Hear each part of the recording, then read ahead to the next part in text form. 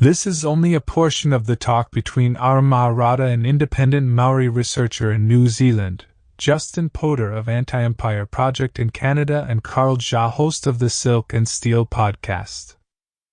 They discuss Prigozhin coup in Moscow, AUKUS, Canada's China and Australia's China panic, how US through Five Eyes alliance of US, UK, Australia, Canada, New Zealand intelligence services whipped up anti-China hysteria in Anglo colonies to stifle dissent and get everyone on the US-led anti-China containment bandwagon.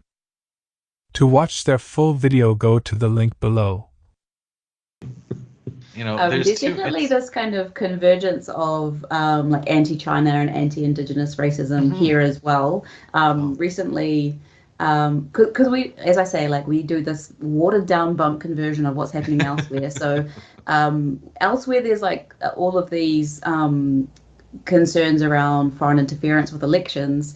Here, and anytime there's a campaign donation from a Chinese person, it kind of becomes suspicious.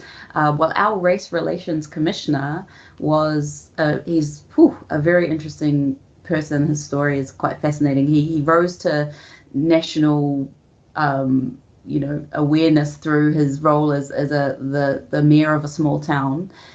So he's a Chinese man, Ming Fun is his name, and it was a very like half of the population there is Maori, and he was the first mayor in New Zealand who could speak te reo Maori, our native language. So he kind of used Maori culture to progress his own political career, and then he became race relations commissioner after. And I mean, like for me, people go like, "Oh wow, we've got a Maori speaking mayor," but for me, it's just it's messed up. We'll just put it that way. It's completely messed up that the first person who could speak Māori who managed to be a mayor was not Māori, especially given the fact that he's probably about 10% of all Chinese people who can speak Māori. So you've got a 1 in 10 chance of being a mayor if you're Chinese and you can speak te reo Māori in New Zealand, I think. Right. Yeah. So anyway, he was our race relations commissioner, and he gave some like a campaign donation to a Māori political candidate, and she ended up being his boss, and he didn't declare that. And so this is not a story, right? This is not a story, but this became like this national story because there were two racialized people, so it was easy to just kind of hate on both of them. And then he also didn't declare something else, and he had to resign as our first race relations commissioner for as long as I can remember, and maybe ever, I'm not sure, who was not white. And he got fired or had to resign under these, I would say unfair, because he was placed under unfair scrutiny. But there was no race relations commissioner to say that it was racist because he just resigned. Yes, that's right. It's like yeah.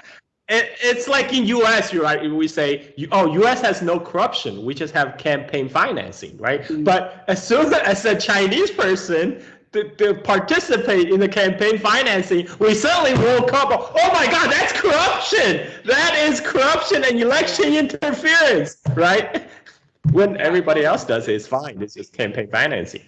And what is... Yeah, sorry. Oh, go ahead. Go. No, you go. I was just going to say, and what's so interesting as well, often when you actually look at what is happening, like in this particular case it was happening, there's like this cultural reason why Chinese people in New Zealand will donate to political candidates, and they usually donate to both sides, and in this case they donated to both sides, but that is just kind of left out of the story until like a few days later when everyone's kind of forgotten, or they just keep going back to the original headline, even though we now know, no, this is not showing that he's politically biased because he donated to both sides of the aisle. Yeah, with Canada, that's actually a feature. Yeah, that's actually a feature, not a bug. They come out with some outrageous story, like some China bad story, and then like maybe a month later, after that original story has already gone viral, become a meme, like the China social credit story, right? Everybody now knows about China social credit. And right, or the spy balloon, and then after like a few months, there's a disclaimer. Oh, actually, that's a non-story. But nobody read the disclaimer because the disclaimer is not the one that's to get decimated widely. So everybody remembered the original report, which is totally bogus, and that's how they work. I mean, the media still claim, oh, we done our due diligence. Look, we report a story and then we follow up on it. But in actuality, they're just propagandizing to the public. That the public only remembers the first misreporting, and then that's all people know. The spy balloons, and now U.S. is saying, oh, the spy balloon actually didn't spy. So isn't it just a balloon? But it's still, exactly. Regular... It's a weather balloon. Come on. I want to talk about the media a little bit more. But there was a point about I lost it, but it was like in Canada. Yeah, in Canada there was this increasing desperation where they reported they were like, well, the Chinese consulate, someone in the Chinese consulate paid for a bus that brought Chinese senior citizens to polling booths on election day, and everyone was like, okay, we don't care. Right? And so they were just like, well, okay, if you don't care about that, how about this? And then eventually it got to the point where they were like, this liberal politician told China to detain these arrested Canadians longer so that it would help the Liberal Party electorally. And then that was the thing that the guy sued over, because he was like, first of all, that makes no logical sense in any world, and second of all, I didn't do that, so I'm gonna sue you. And then the newspaper, I don't think it was the newspaper, it was Globe that reported it. They eventually said, well, we didn't mean, they're trying to say like we reported that the person said it. Like, we're reporting that the CSIS guy said that. We're not reporting that it happened. They're trying to get out of it that way. It's just like, so. It's like when I first heard that story, I'm like, why would China support Liberal Party? Why would China support the Trudeau? Why would China support Trudeau's party? It doesn't make sense. Yeah. Yeah, exactly. You've got a China panic in the New Zealand media too, a little bit. Oh, it was a Russia panic. Oh, Russia panic. Those are just as good. Those are good. I guess there's a China panic too. Well, I think it's just interesting because people point out, they write stories about how Chinese media in New Zealand is just full of propaganda for the CCP. Carl, why should we be saying CPC? Can you explain that to me? And then I'll get back to this. Yeah, so the official name is the Communist Party of China. I guess, but I don't understand what the difference is. The other one which the critics like to use is CCP, which is Chinese Communist Party.